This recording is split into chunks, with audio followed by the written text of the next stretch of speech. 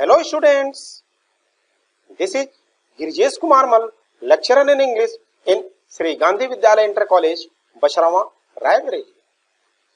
Dear students, can you think of any scientists who also have been statesmen?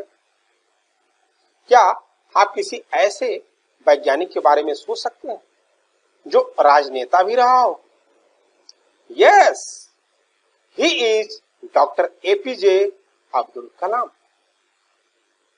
Doctor APJ Abdul Kalam, जिनका जन्म 15 अक्टूबर 1931 में हुआ था और ये 27 जुलाई 2015 में एक्सपायर हुए थे। He was an Indian scientist and administrator who also served as the 11th President of India from 2002 to 2007। इनका जन्म तमिलनाडु के रामेश्वरम में हुआ था। इनको भारत रत्न से बहुत सारे सम्मान भी प्राप्त हुए थे। ये जो चैप्टर है माई चाइल्डहुड, जिसको आज हम लोग पढ़ेंगे, ये इनकी फेमस आत्मकथा विंग्स ऑफ फायर से ली गई है। इस चैप्टर में इन्होंने अपने बचपन के बारे में बताया है।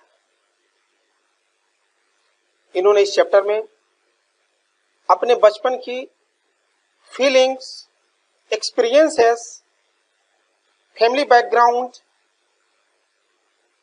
और इनके प्रति शिक्षक, इनके गुरु की क्या सोच थी, ये सारी चीजों का इन्होंने स्पष्ट तरीके से जिक्र किया है।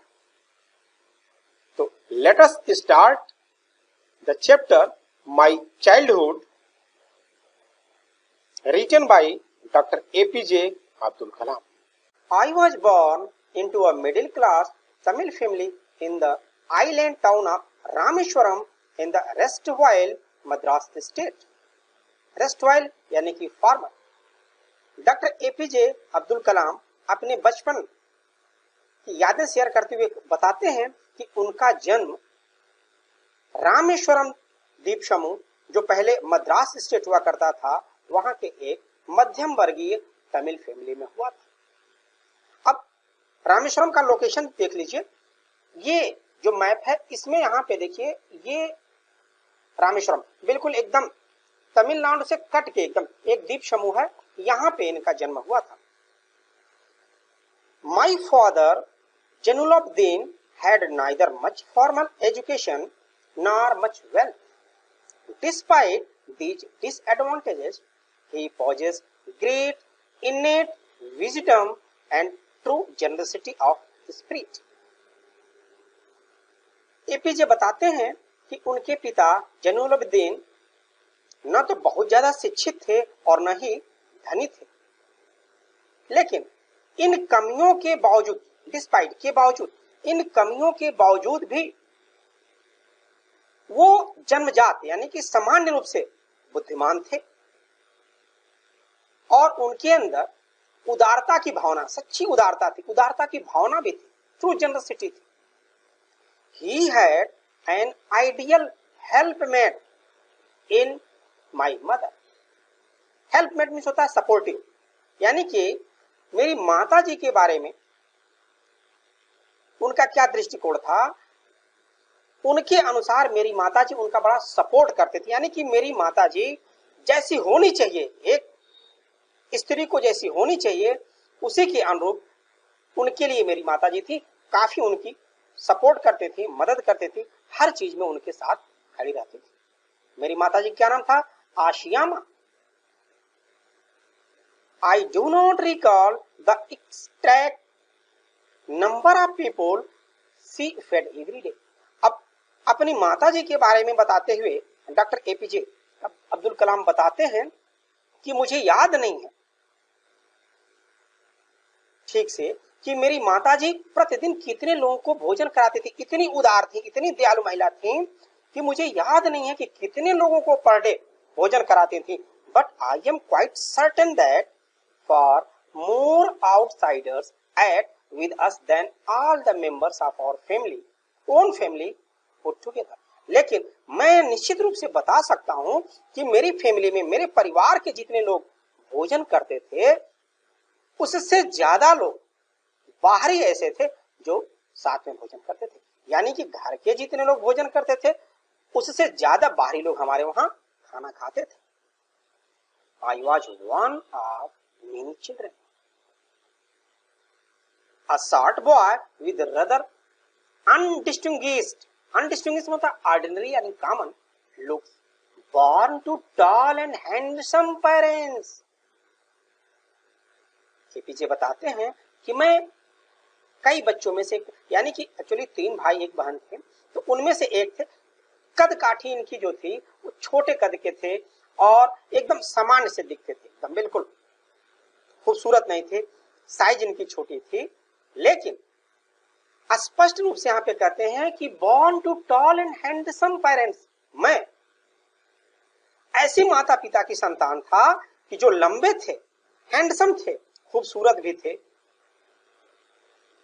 लंबे और खूबसूरत माता पिता होने के बावजूद मेरी कद काठी छोटी थी और मैं एक सामान्य सा बालक दिखता था। We lived in our ancestral house, हम अपने पुश्तैनी मकान में रहते थे। एंसेस्ट्रल यानी कि पुश्तैनी मकान, which was built in the middle of the 19th century, यानी कि हम लोग अपने पुश्तैनी मकान में, जो कि 19वीं सदी के मध्य में लगभग बना हुआ था, उसमें रहते थे।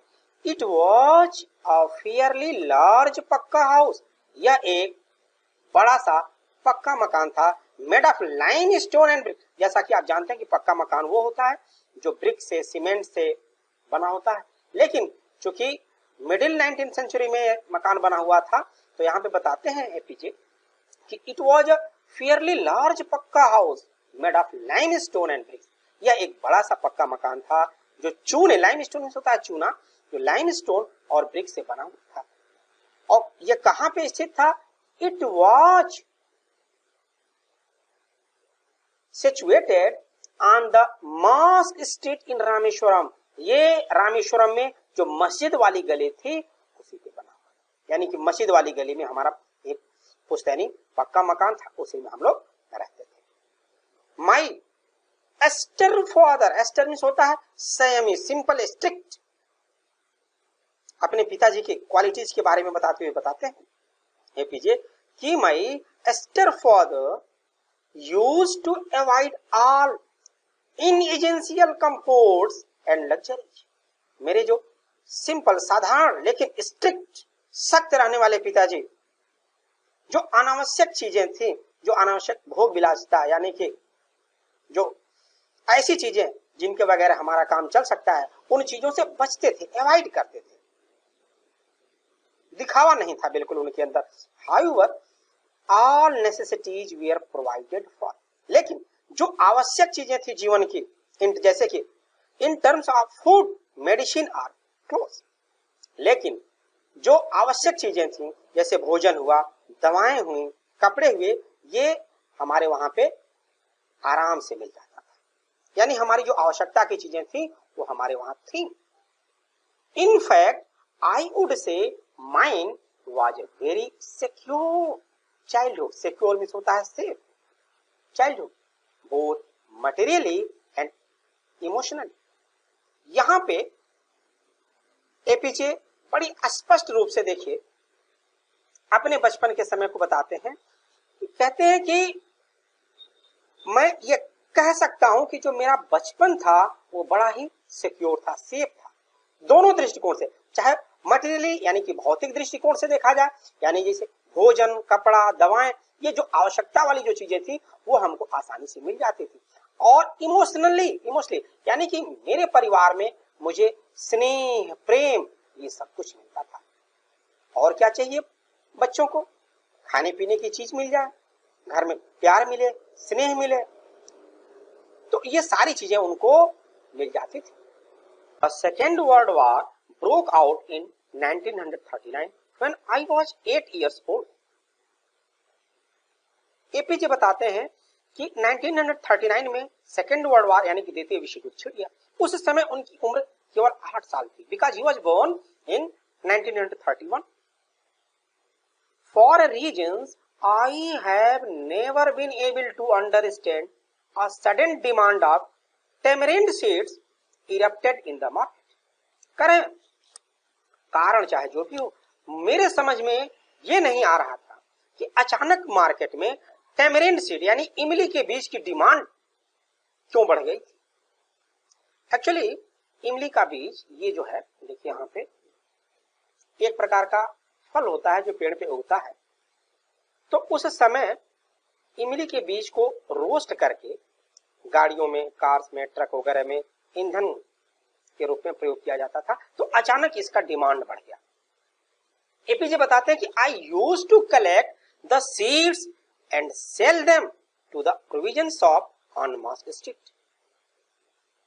ये क्या करते थे, इमली के बीज को इकट्ठा करते थे और उसको ले आके बाजार में दुकान पे बेचते थे। A day's collection would fetch me the princely sum of 1 anna. Anna, it is one kind of coin, एक प्रकार का सिक्का है जो उस समय चलता था, जो लगभग 6 पैसे के बराबर होता था। एंड प्रिंसली सम माना होता है एक ग्रांड अमाउंट यानी शानदार रकम। कह रहे कि पूरे दिन जब मैं इमली के बीज को कलेक्ट करता था, इकट्ठा करता था, उसको बेचता था, तो मुझे 1 आना मिलता था। 1 आना हालांकि बहुत थोड़ी रकम थी, लेकिन मेरे लिए उस समय बड़ा शानदार अमाउंट था। आगे देखते हैं। My brother in law Jalaluddin would tell me stories about the war which I would later attempt to trace in the headlines of दीनामणि।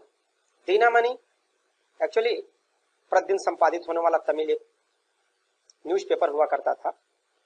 तो कहते हैं कि मेरे जो ब्रदर इन लॉ थे जलालुद्दीन, वो मुझे युद्ध के बारे में कहानी सुनाते थे, युद्ध के बारे में आके बताते थे, जिसे मैं वो उस न्यूज़पेपर में, दीनामणि न्यूज़पेपर में ढूंढता था जाकर।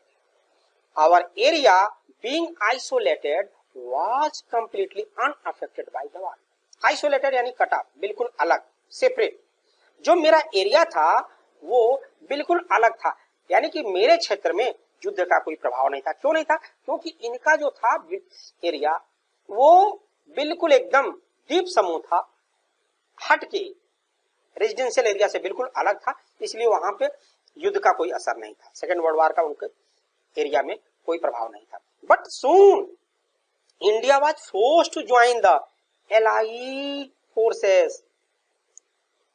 एलाइड फोर्सेस यानी कि the armies of UK, USA and Russia during the second world war, and something like a state of emergency was declared. इनका एरिया हालांकि युद्ध से प्रभावित नहीं था, लेकिन जल्द ही उस युद्ध में, द्वितीय विश्व युद्ध में, भारत भी सम्मिलित हो गया और भारत की सेनाएं संयुक्त सेनाओं में, यानी कि जिसमें यूके की, यूएसए की और रशिया की सेनाएं मिलकर के लड़ती थी, उसमें भारत भी सम्मिलित हो गया और कुछ आपातकालीन जैसे माहौल की घोषणा कर दी गई।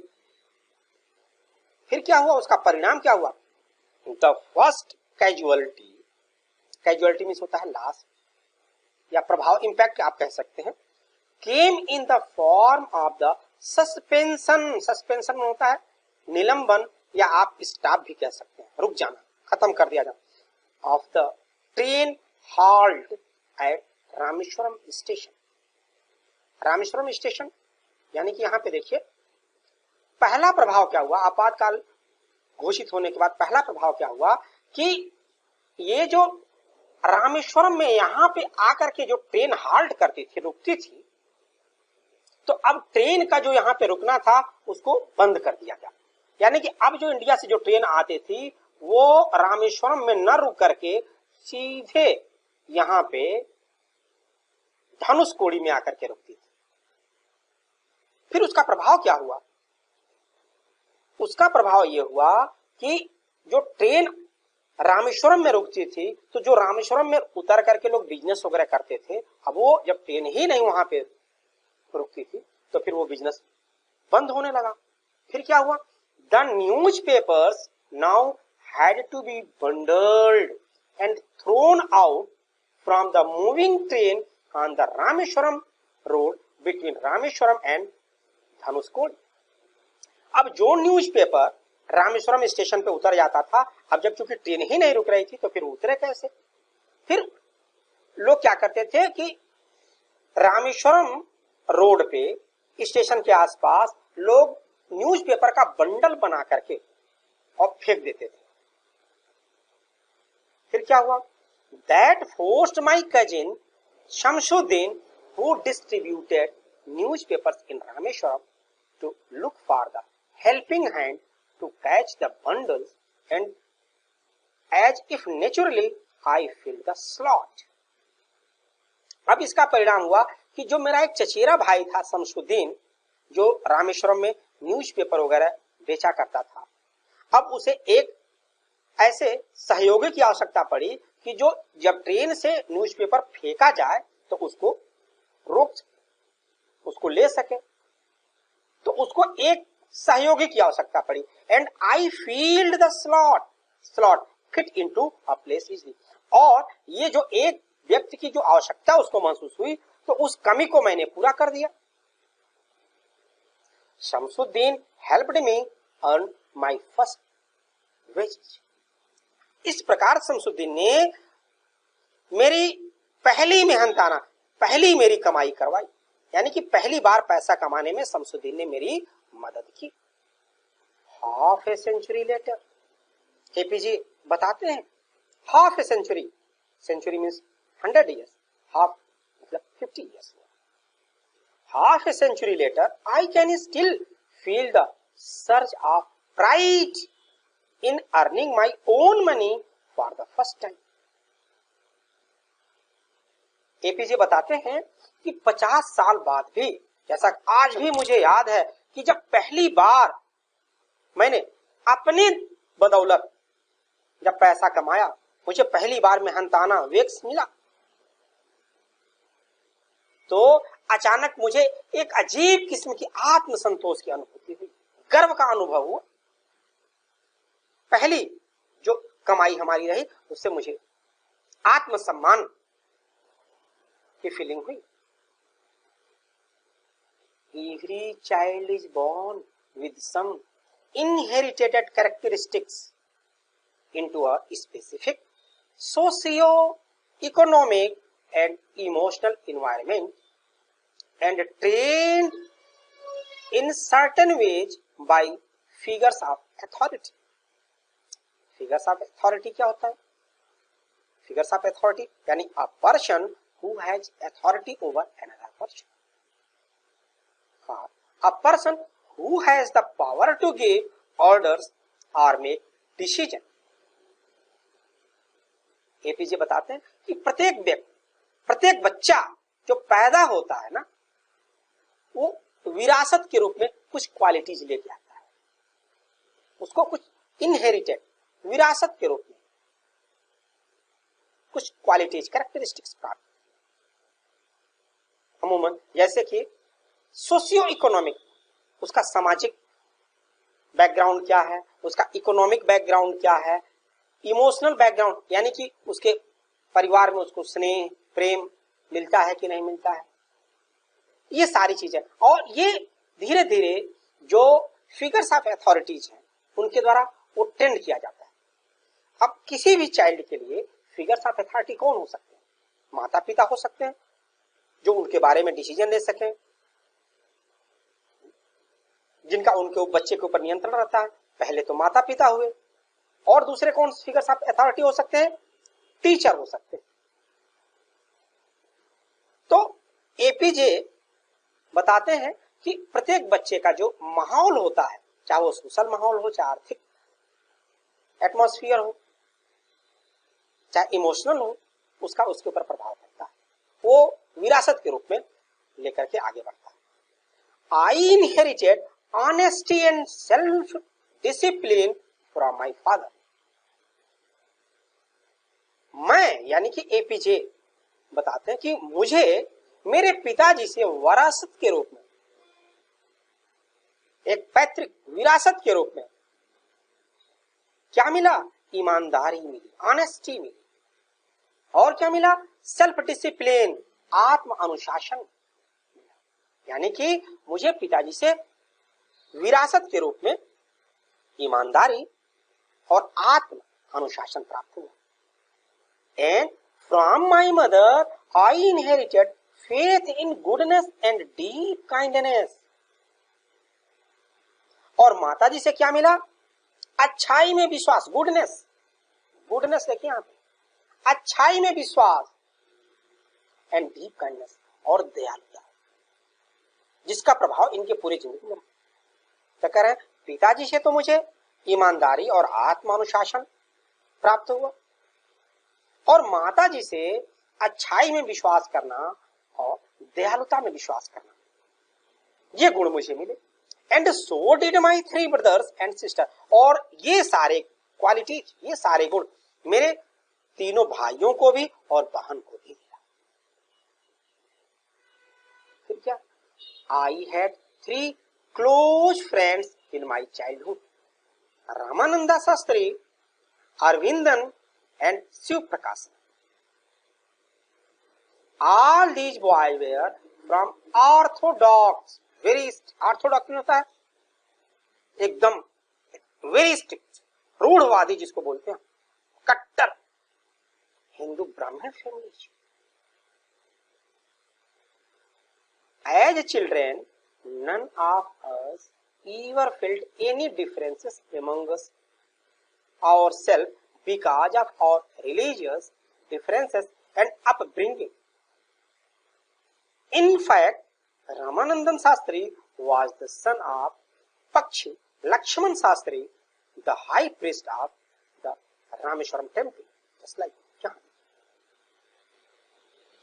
अब यहां देखिए एपीजे अब्दुल कलाम का जो बचपन था वो बड़ी सादगी के साथ व्यतीत हुआ। ये विरासत के रूप में पिताजी से ईमानदारी और आत्म अनुशासन प्राप्त किए थे। माताजी से क्या मिला था इनको? अच्छाई में विश्वास और दयालुता। इनके भाई बहनों को भी वही मिला। कह रहे हैं आगे कि आई had 3 close friends in my childhood. मेरे बचपन में 3 घनिष्ठ मित्र थे। कौन कौन? रामानंदा शास्त्री, अरविंदन और शिव प्रकाश। ये 3 इनके घनिष्ठ मित्र थे। हालांकि ये तीनों जो लड़के थे वो एक कट्टर हिंदू, अलग अलग कट्टर हिंदू परिवार से आते थे, वेरी स्ट्रिक्ट। तीनों ब्राह्मण परिवार से आते थे तीनों। लेकिन as children none of us ever felt any differences among us ourselves because of our religious differences. धार्मिक आधार पे, भाई ये मुस्लिम थे और वो कट्टर ब्राह्मण ठहरे, तो धार्मिक आधार पे तो बिल्कुल अलग अलग थे। लेकिन बताते हैं कि हमने बचपन में कभी भी भेदभाव आपस में महसूस नहीं किया। हम लोग बहुत ही एकता के साथ रहते थे, कोई भेदभाव नहीं था। इनफैक्ट और वास्तव में जो रामानंदन शास्त्री था, रामानंदा शास्त्री जो थे, ये जो रामेश्वरम मंदिर था उसके एक बड़े प्रतिष्ठित पुजारी के पुत्र जिनका नाम पक्षी लक्ष्मण शास्त्री था, उनके ये लड़के थे। तो अब आप अनुमान लगा लीजिए कि रामानंदा शास्त्री के पिता रामेश्वरम मंदिर के एक बहुत ही उच्च कोटि के पुजारी थे। एक ब्राह्मण होने के बावजूद इनकी घनिष्ठ मित्रता एपीजे अब्दुल कलाम से थी। चलिए आगे देखते हैं। लेटर, बाद में क्या हुआ भाई? He took over the priesthood of the Rameswaram temple from his father. बाद में जो हमारा मित्र था, कौन? रामानंदा शास्त्री, ये उसी रामेश्वरम टेम्पल में अपने पिताजी के स्थान पे पुजारी हो गया, प्रीस्ट हो गया। और अरविंदन जो था वो went into the business of arranging transport for visiting pilgrims।